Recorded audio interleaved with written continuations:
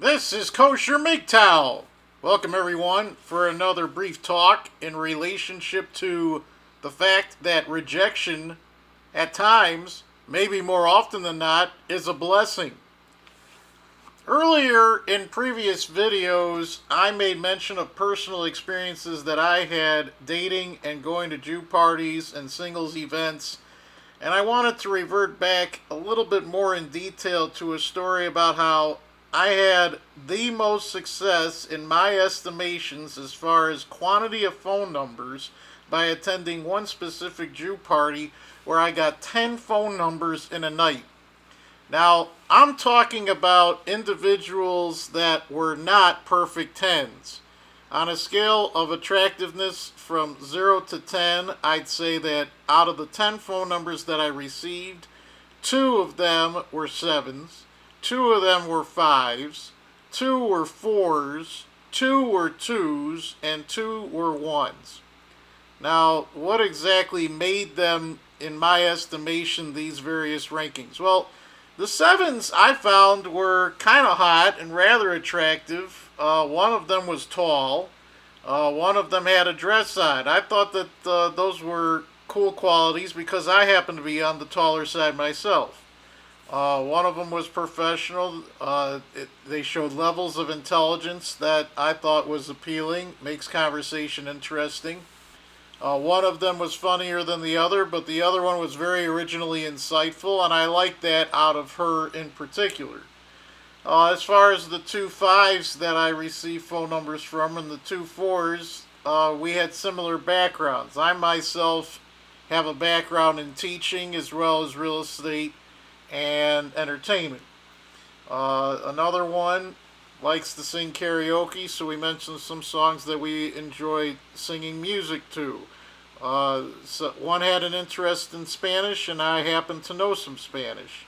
So that made the conversation that much more interesting. Some enjoy art, and I like to paint in my spare time. If I have any spare time, I like to paint. Uh, Others we talked about music and entertainment and concerts. So, I mean, we had some interesting common ground, and I wanted to pursue those conversations further by way of calling them on the phone or interacting with them in text messages. Now let's talk about the 2s and the 1s. Why would I go forth and get phone numbers from a 2 or a 1? Well, they weren't necessarily talking to anybody else at the time, and I figured, well, I'm here to socialize. I'm here to interact with people. Maybe I can find a match that's not necessarily something that I would typically go for. And I had some liquid courage that night, and I also had some confidence that night. I think I was dressed well, and I think that I had my confidence boosters in place that I could talk to absolutely anybody and everybody there. And how would I rate them a 1 or a 2, and why would I talk to them? Well, either they were nerdy or they were special. They had physical limitations. They had various mental faculties that weren't in place. Maybe they were a little crazy, or their responses were off the wall, or just, the 1s and the 2s didn't necessarily reflect, their look. It could have been something else that figured into the overall equation, and that's the reason why I rated them in such a way. And I've explained this story before. I made phone calls to all 10, some of which I made text messages as well, and out of the 10, 9 out of the 10 never called me back or sent me a single text message ever again. And they dropped off the planet, and I was surprised that, why would these Jewish women give their phone number away if they had absolutely no intentions on even attempting a connection whatsoever? I found that very confusing, very odd, very peculiar. And then the one that I did have future communication with, it was very short term, within a matter of a few days. Bouncing text messages back and forth, just pleasantries, nothing really concrete as far as meeting up in the future one-on-one. Basically dropped off the planet, ghosted, totally disappeared. It was over. So from the event itself to a week later, I was back to square one in the sense that I didn't have anybody as a prospect to connect with or talk to in the near future, and they had just completely been wiped off of the map. So what did I learn from that event in particular? Well, one, you can't take these events very seriously because these women are talking to a variety of men, and they're always looking for men, sometimes that are Jewish, sometimes that are not. Let's face it, we're in an open society. Some Jewish women prefer to meet and interact with people that have their same interests, their same, makeup as far as what they like to do, their education, their work. They can create a bond and, find themselves very attracted to someone who isn't Jewish, someone who might live a totally different lifestyle. And with the secular environment that you're around in an urban situation, you're going to find yourself potentially dating those that are outside of your religion, outside of your nationality. You're going to find yourself, potentially gravitating towards somebody that's, possibly matches up with you so much better than somebody that's Jewish. I have friends that have married outside of Judaism and they are happy. When they did marry into Judaism, there were issues. Not all of them ended up happily ever after.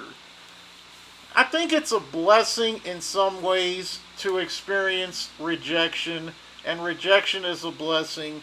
I can't say that the two of them are conversely affected. I think it's more one way where the rejection is a blessing because you don't want to find yourself being with somebody that isn't going to take you seriously as and it opens up the boundaries of, you want to go out with somebody that's maybe a better match for you or someone that you find more attractive.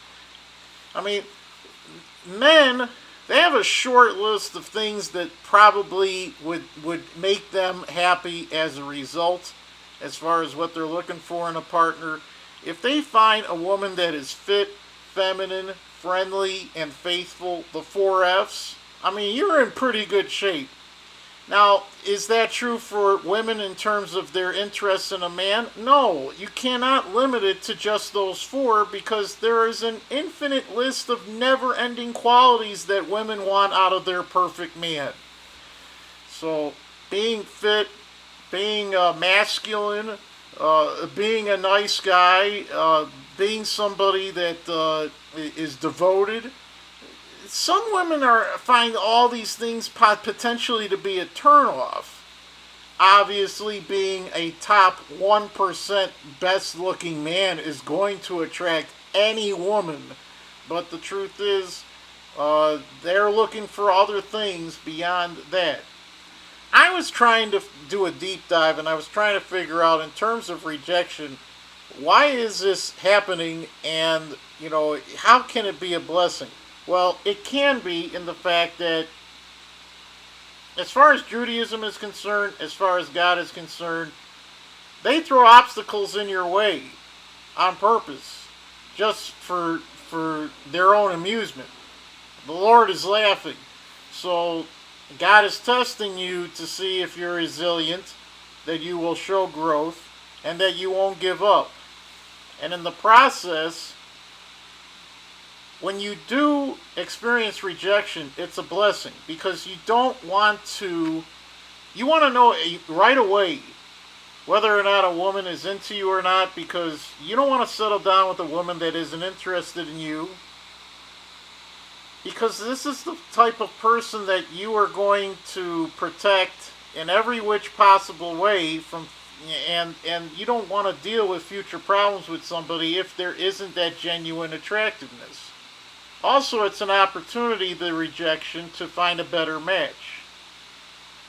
So when you think about the money, the energy, the attention, the time, the effort, the seed, everything, you want to put that into somebody that's going to earn it.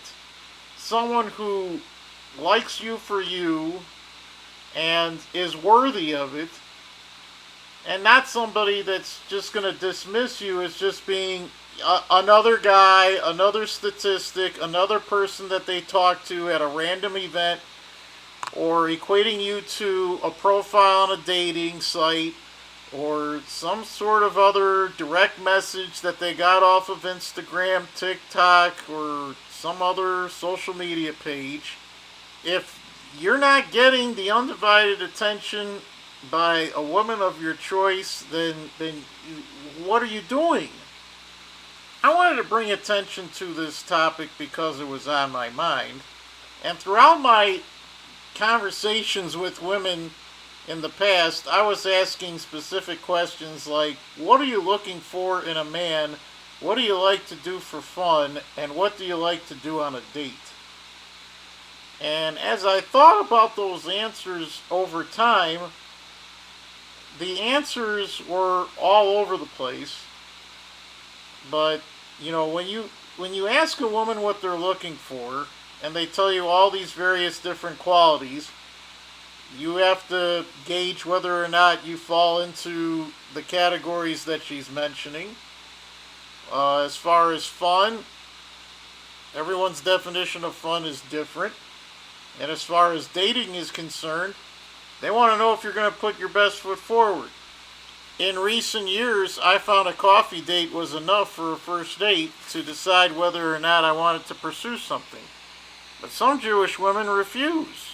They don't want to be treated to a cup of coffee on a first date. They think that that's cheap, that that's not going to satisfy their interests, that they're going to be much better off going on a dinner date, an expensive dinner date, or something that has more thought-provoking planning involved. And maybe they want to see more of an investment even before you even have a chance to go any further with them. Rejection is a blessing. This is true in terms of relationships. This is true as far as the workplace. This is true as far as bonds within and with the bounds of a family. It's best to associate with people that think highly of you. If you run across people who dismiss you or don't think highly of you, then they probably do not deserve your attention. This is Kosher MGTOW. Let me know what you think.